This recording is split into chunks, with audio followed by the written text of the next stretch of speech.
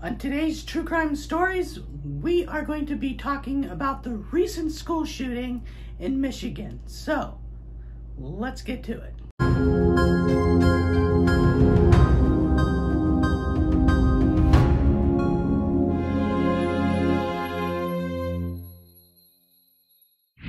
Hello everybody, and welcome to the very first video of True Crime Stories. Here on the Vochek experience, where idiots are still always us.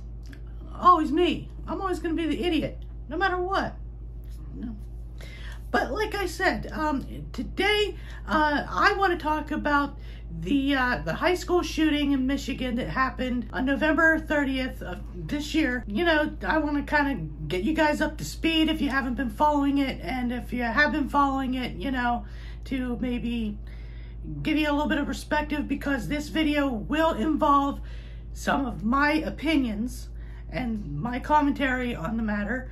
I'm not going to say that my opinions are right, your opinions are right, my opinions are wrong, your opinions are wrong.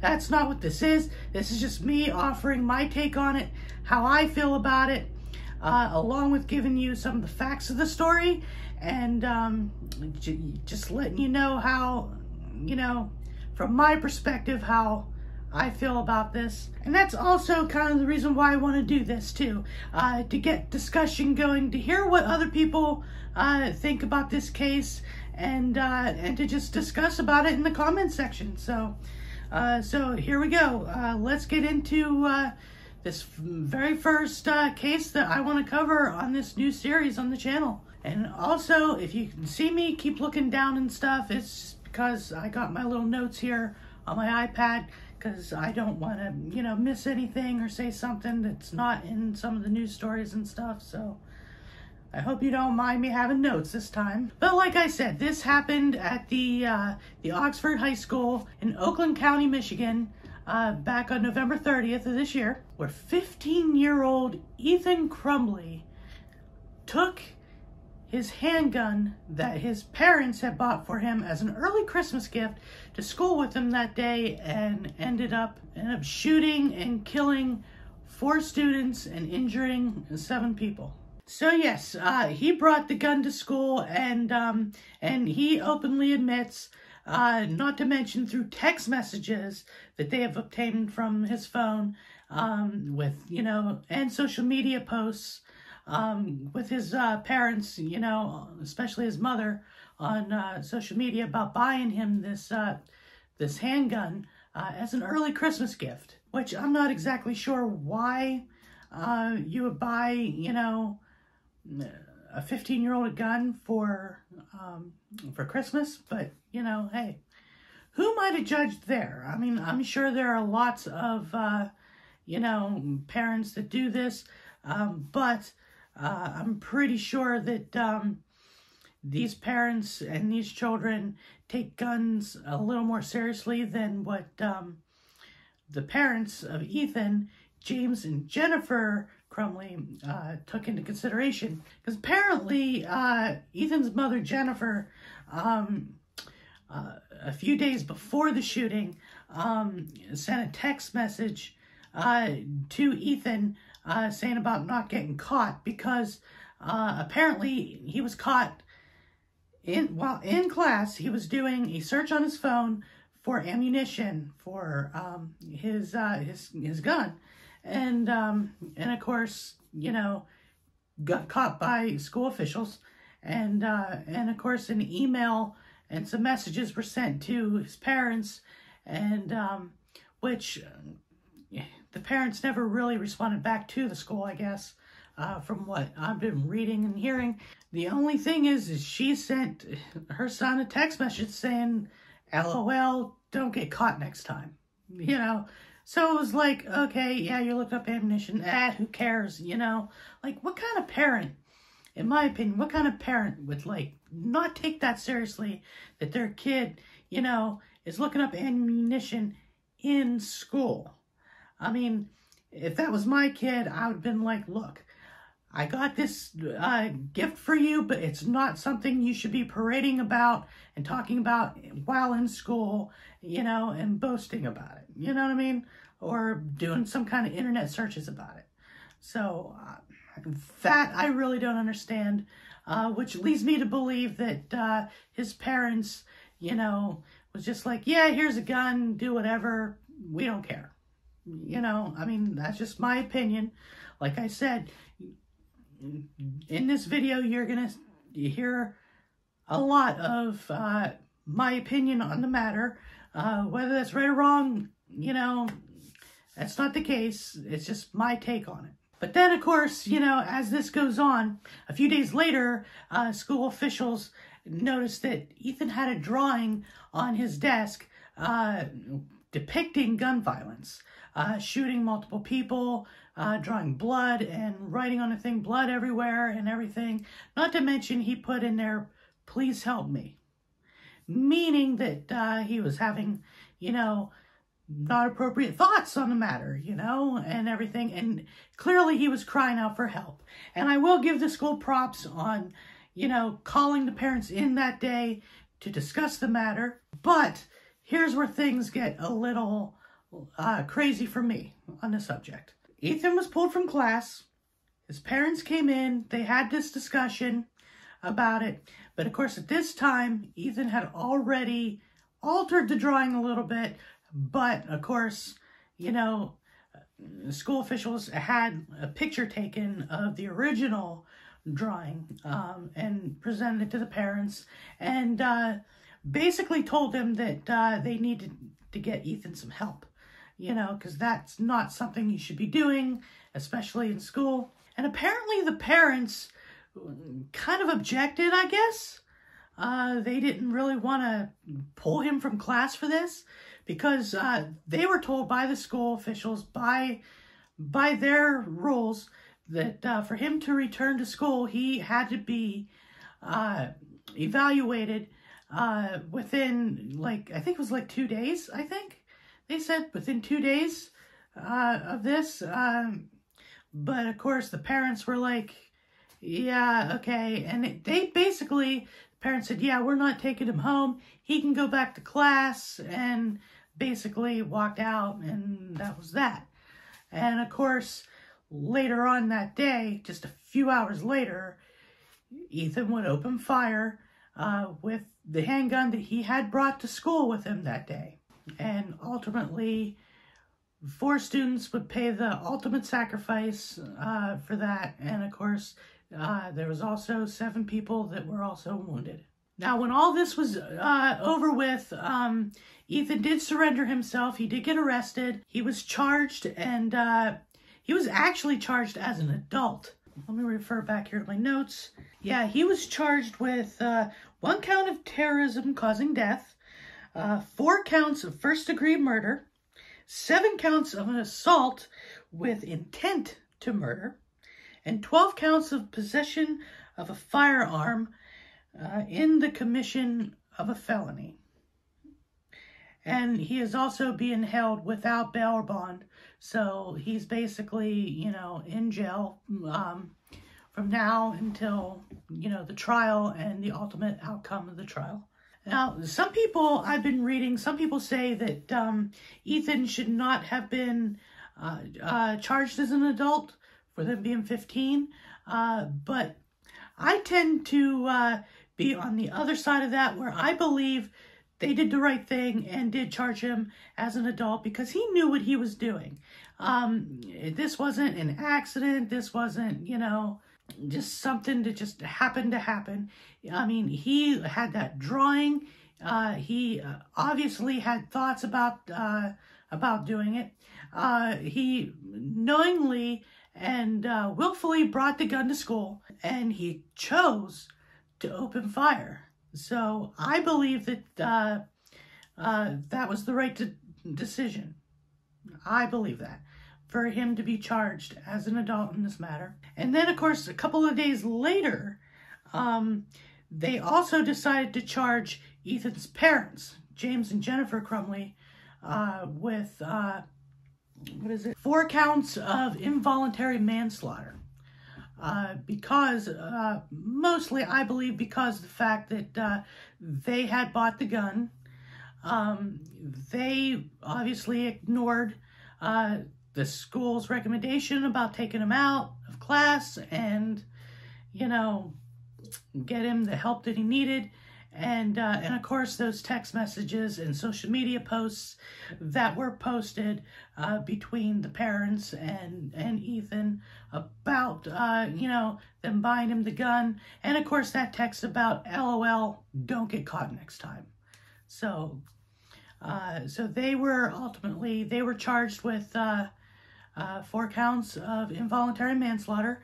And of course, before they were to be arraigned, they ended up on the run. They disappeared.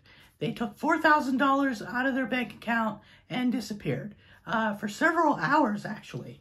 And of course, that went kind of back and forth with the attorneys, you know, saying that they were on the run, but then the parents' attorneys say, no, they're not really on the run. They intend to turn themselves in and stuff. But me personally, they were going to go on the run. They took that money out so that they could go somewhere and disappear. I mean, that's my opinion. And to me, that's what the signs pointed to. But ultimately, later on the next morning, it was 1 something in the morning, where they were finally caught at an art warehouse.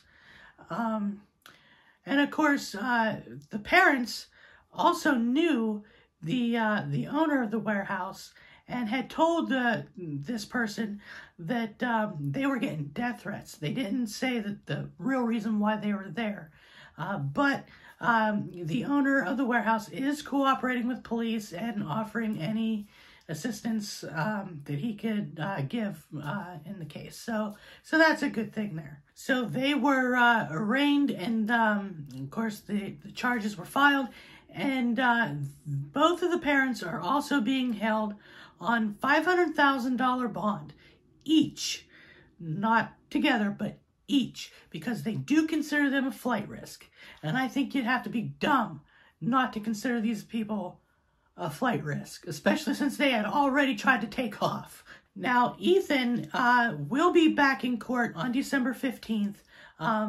There's no word yet, at least not that I heard, on when the parents will be in court next.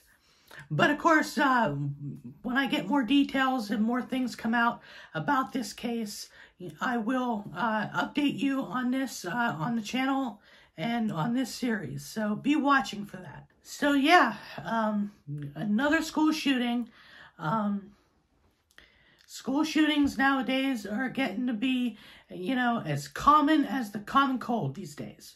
Back when I was in school, which was quite a while ago, back then we didn't have school shootings like, you know, we have now. It seems like every other day or every other week, you know, turn on the news or, you know, or get on, you know, my phone or, you know, my iPad or something, and it'll be flashing up breaking news, school shooting in this place, school shooting in that place. It's like, what is going on? And I know that a lot of schools have taken measures to help prevent this, but in my opinion, I think we need to do more to protect our students, to protect our kids. You know, like, they shouldn't have to go to school and wonder, is today going to be the day that, you know, that a shooting's going to happen? That's, you know, is this going to be the day that I end up getting injured or worse yet, killed just by going to school to learn? Honestly, I do think there should be more measures about that. And I also think that the mental health of our students needs to be taken more seriously. And I also think that bullying needs to be taken more seriously in schools. I mean, I'll admit, when I was in school, I got bullied a lot, you know, especially elementary, middle school, a little bit in high school, but not as much. But I did get picked on a lot. And I know how that can, you know, impact, you know, the mental health of people. And of course, nowadays with social media, they don't even have to, go there face to face and bully somebody. You can cyberbully them.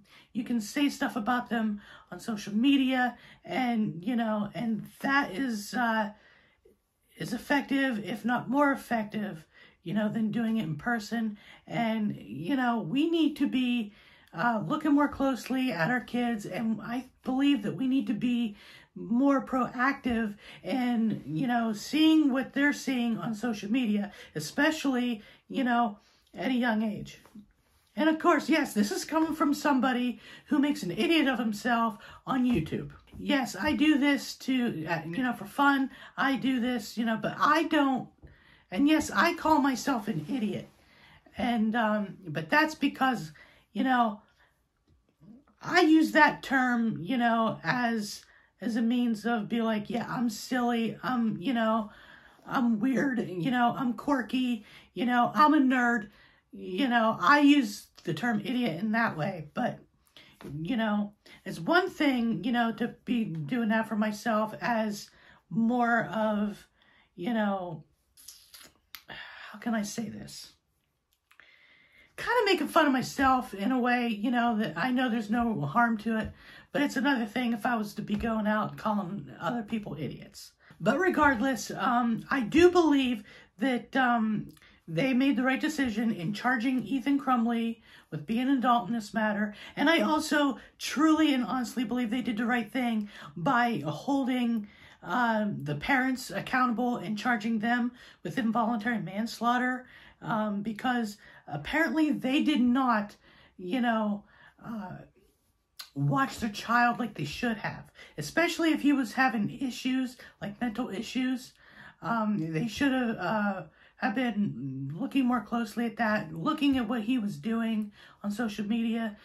Trust me, if I ever have kids and they want to get on social media at a young age, you can be bet I'll be having some parental controls on what they can see and what they can access on their devices. Because I know there's things out there that they shouldn't see, and, and of course, people need to take, school's recommendations seriously as well. Especially, at this high school, they're like, look, there's something going on. We need to get help for your son. And the parents, was just like, yeah, just let him go back to class. He's fine, whatever. He ain't gonna do nothing. Yeah, okay, whatever.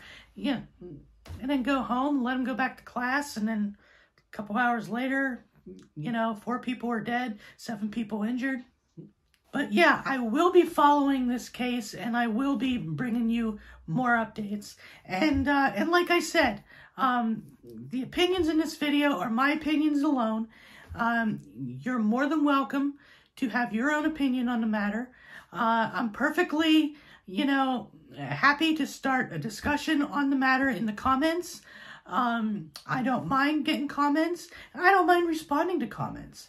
So yeah, let's get a conversation started about this. And like I said, when more things develop from this story, I will update you on this. So be watching for future videos on that. But yeah, that's going to be it for this video of true crime stories. I hope that this series gets people, talking about things going on, in the world today, and who knows, maybe, educate, even if one person gets educated a little more on these kind of matters, that's fine with me. But anyway, like I said, that's going to about do it for this video. If you like this video, don't forget to hit that thumbs up, hit that subscribe button, hit that notification bell so you get notified of future videos, because I will be putting out future videos on this. If you want to support this this dumb little channel of mine, check out the Patreon link. That's down below.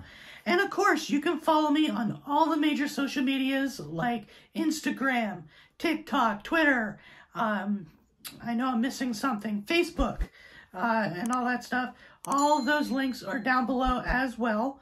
And of course, if you're looking for some merch, I got some merch for you. The link for the merch store is down below. And also with this being December and Christmas coming, right now there is a big sale going on my merch store with 25% off of your purchase using the keyword Idiots Are Us at checkout. So go and give that a check out, see what you like. And if you have not done this yet, and if you don't know, I have a podcast as well. It's called Idiots Are Us, The Story of Me. Go check that out. It's currently on Anchor, Spotify, Apple Podcasts, Google Podcasts, Amazon Music. So go give that a check out. Who knows, you just might like the podcast as well. It's all basically stories about me, stories about my life, different things that go on, you know. And of course, if you also want to see what my wife is up to, I got her social media links and all her stuff is down below as well. So look her up. Who knows? You just might like some of the stuff she's doing. But anyway, like I said, that's going to about do it for this one. Again, I hope you enjoyed it. And also, again, I want to stress out that the opinions in this video are my opinions and my opinions alone. I'm not trying to put words in anybody's mouth or anything of the sort. This is just my opinions, what I believe. But like I said, you want to talk about something, you know, different on the matter, you know, hit that comments. I look forward to it. But I will see you all in the next one. So, bye for now.